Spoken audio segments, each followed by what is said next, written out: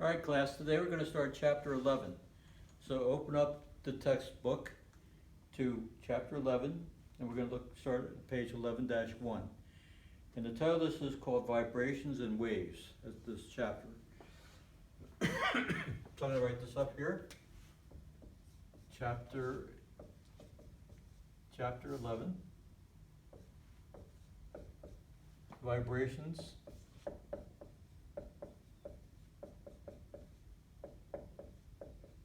and Waves.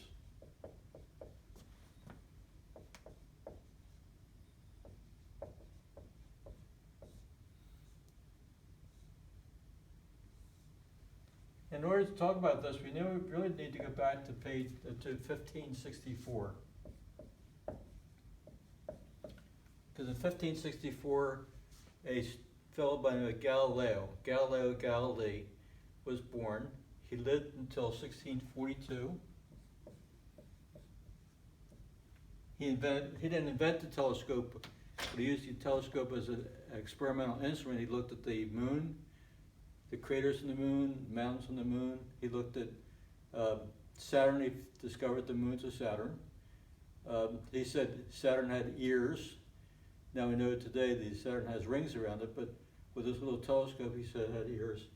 And he was really criticized for saying this, because at that time they thought that God made everything and everything had to revolve around the earth. And so he did get into trouble. He had to go on trial in 1632, and they didn't torture him, but they kind of threatened him, and they put him under house arrest until he passed away in 1642. So his name is Galileo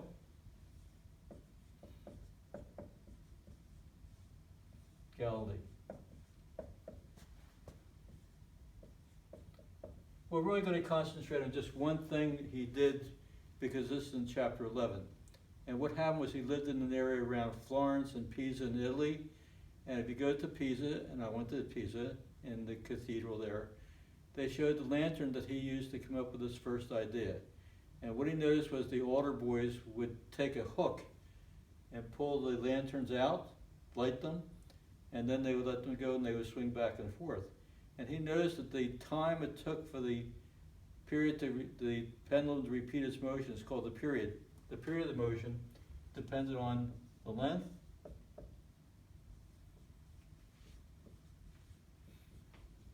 and I'm not sure if he knew this at the time, but it's also the gravitational acceleration.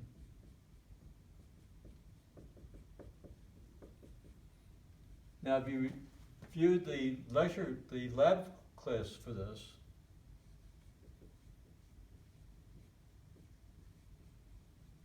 then we talked about that, was the lab experiment on the pendulum, the simple pendulum. And the formula for the pendulum, the period of the pendulum, is capital T, it's like time, but it's a special time, the time for the motion repeat. That time is equal to 2 pi, pi is 3.14, times the square root of the length of the pendulum, divided by g. So there's the length right there, and there's g, and if you recall, in the lab experiment, we actually did a little problem involving this. So for your homework now, what you should do is you should go to the back of the chapter. I'm going back there now, and you're going to look at on page 11-17 at problems 1 through 4. So page 11-17. Problems 1 through 4.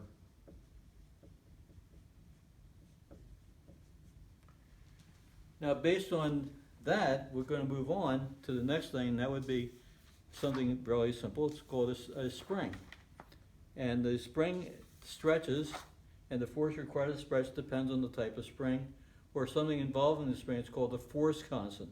How much force is required to stretch the spring? And the fellow that is given credit for this, he did this around 1605, and his name was Robert Hooke.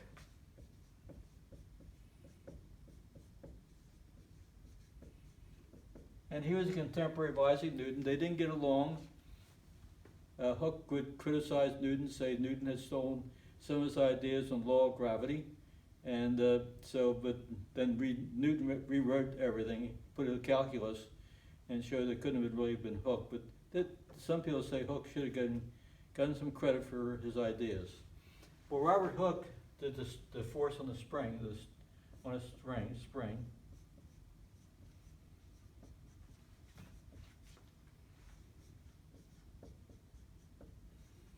And the force on the spring depends on two things. It depends on the force constant of the spring,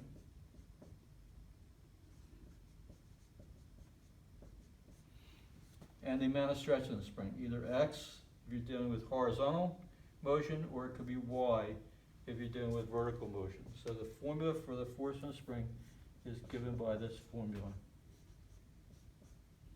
Minus Kx or minus Ky.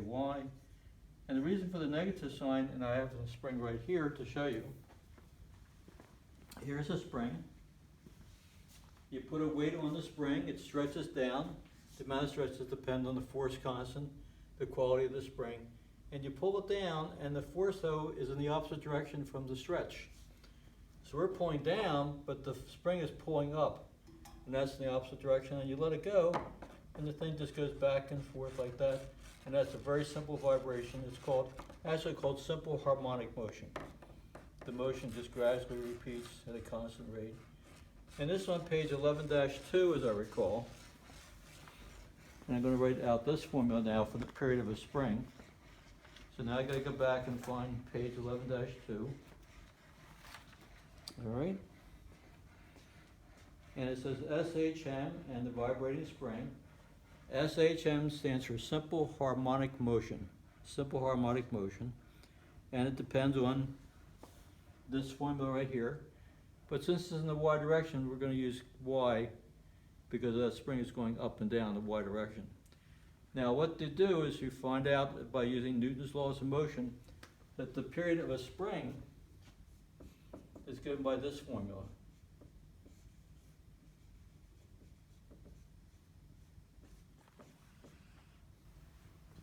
So 2 pi,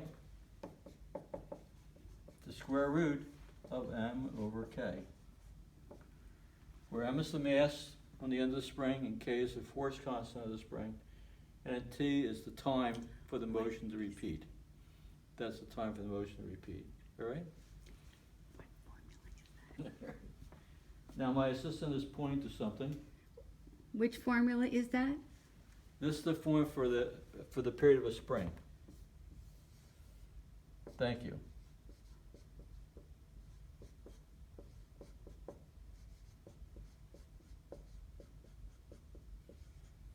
A simple spring, like that, and that's based on Hooke's law and also things which you're able to derive by using Newton's laws of motion.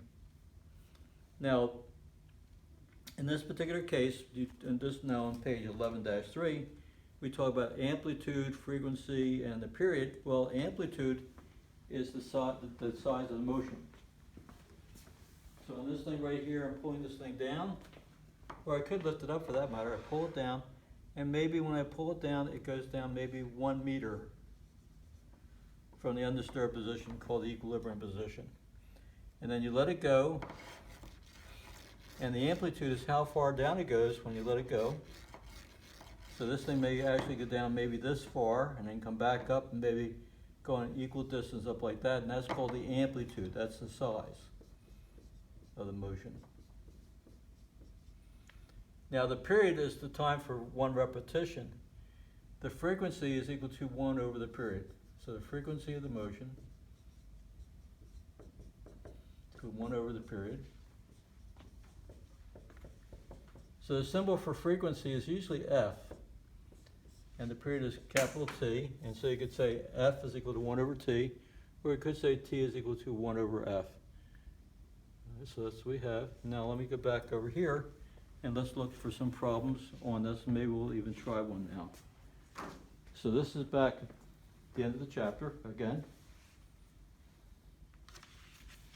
My assistant, also known as my wife, she's Steven Spielberg in this case. Draw a line. I am the talent, she is the brains, and I'm like E.T. I just do what I'm told, okay?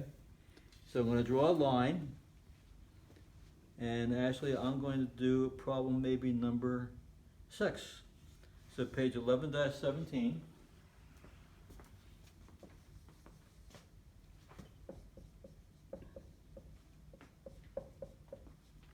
This is going to be problem 6.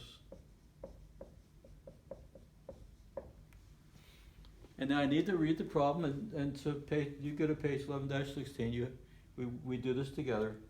And this is number 6. It says a 1 kilogram object is attached to the end of a spring of force constant 30 newtons per meter.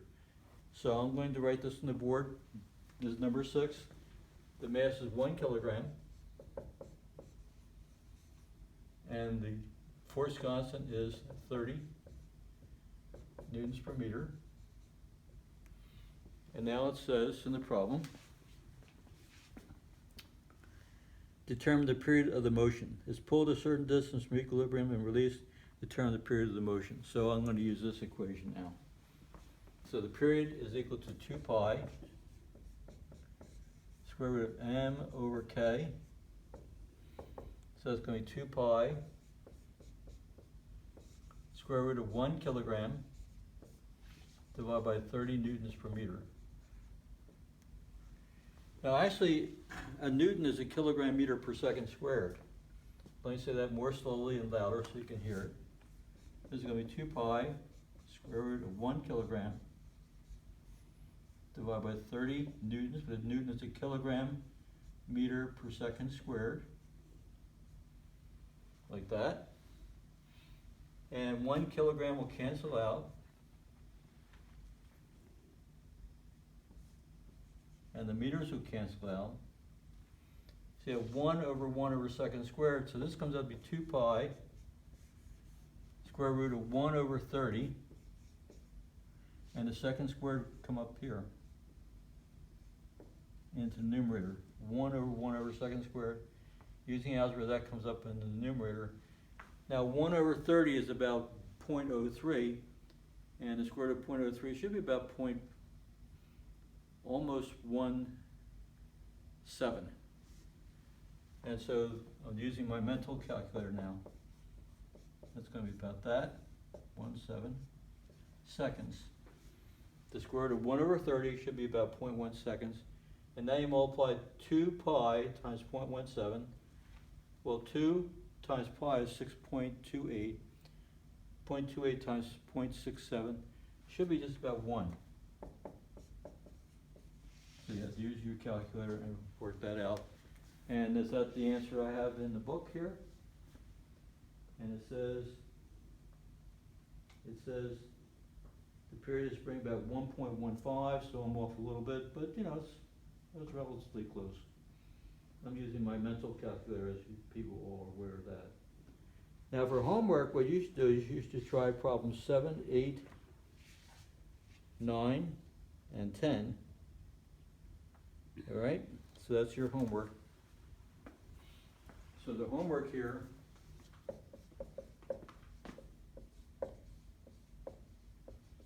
is page 11-17,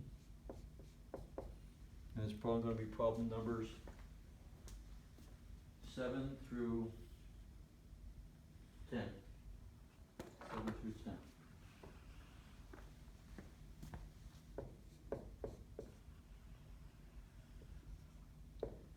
Now, some of you have been sending homework to me, and that's fine. Hopefully you'll be able to use Blackboard for this, but a number of you are just using this, doing this on white paper, working the problems out, taking a picture, and sending the picture to me, and using my regular email, and that's fine, okay? All right. And my assistant is talking to me.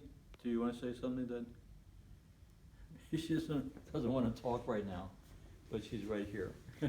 The homework should have page numbers, All right, and each page should have the name of the student, all right, and it should be noted on the first page how many pages are being sent. okay. Now, actually, I married my wife 52 and a half years ago. Actually, 52 and 7 months ago now. Maybe almost 8 months ago now.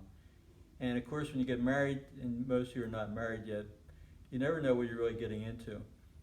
But actually, she is wonderful. She is so wonderful. And as I say to you guys, I'm afraid to say anything negative about her because she has a broom and she's going to hit me with a broom, okay? And my assistant is telling me to move on now. So we're going to move past that. All right, so let's go back now into the textbook again. And on page 11-4 and 5, and this is talking about waves now, okay? So I need to erase something from the blackboard. No, we're gonna take a screenshot of that later. Pardon me? We're gonna take a screenshot of that. You want to take a screenshot of that? You want to do it now? I can't now, no. All right, I'll just move over here then. Okay. So I'll get over here. And we'll use this board, which is not lit as well as the other one. But hopefully it'll still come out okay. So I need to erase this. I need to take my pendulum apart, my spring apart, like that. Now we're still going to have to use the analogy of the spring though. Because actually if you go up and down with that spring and you trace it out, and she's telling me to do something. But That board. move that board? Okay, we'll use that board then. All right. And sometimes you'll see this in certain videos. They'll talk about this. Here's the thing going up and down like this. And that's the object going up and down. And sometimes what they'll do is they'll run a sheet of paper onto this object going up and down, and it'll trace out a diagram. In the diagram, here's the center point right here, and it'll end up looking something like this. And that's a wave. It's a wave, like a water wave. And I think you're all familiar with that. And this point right here in the center, that's called the equilibrium.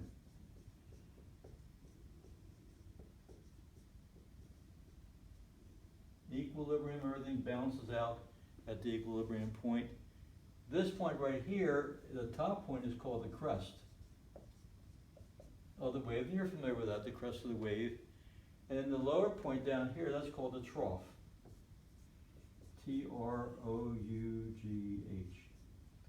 So you've all been down to the beach, and you've seen waves coming in, and they come in close to the shore, and then you have breakers where they just break and you have white foam that'll form. Well, the distance from the equilibrium point to the top of the crest, or to the bottom of the trough, they should be the same size, by the way, even though it doesn't look it here. This is called the amplitude.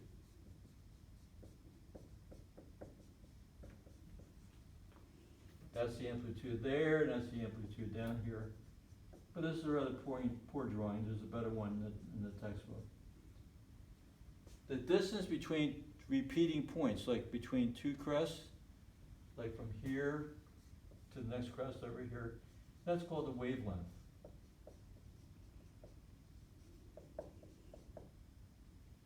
So that's called the wavelength. And usually we represent the amplitude just using an A for amplitude, but the wavelength is usually represented by an upside down Y. It's actually called lambda. It's a Greek letter, lambda, but it looks like an upside down Y, and we use that. And then there's a formula for the motion of these waves, and the formula is this: the velocity of waves is equal to frequency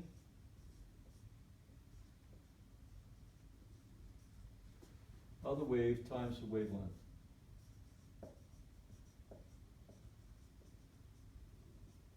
Wavelength. Like that. Well, ocean waves, for example, you might have a frequency, they come in maybe once every, 5 or 10 seconds? Let's say every 10 seconds. So that's 10 waves per second.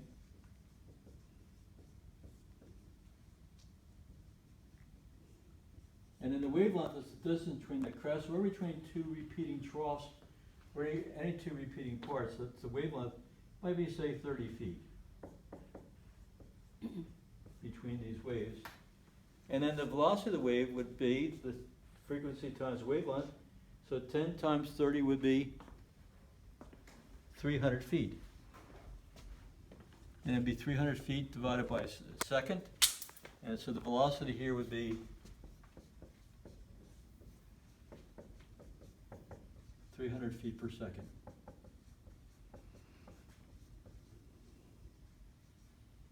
Now, we're gonna use this formula again later on. So I'm gonna write it this way: the velocity is equal to the frequency times the wavelength. So V is equal to F times lambda. And I think we should take a break for a minute.